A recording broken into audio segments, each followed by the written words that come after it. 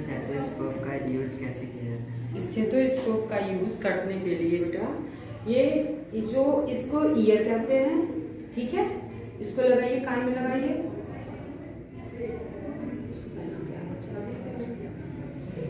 ठीक है, और इससे अपनी ही हार्ट बीट सुनिए।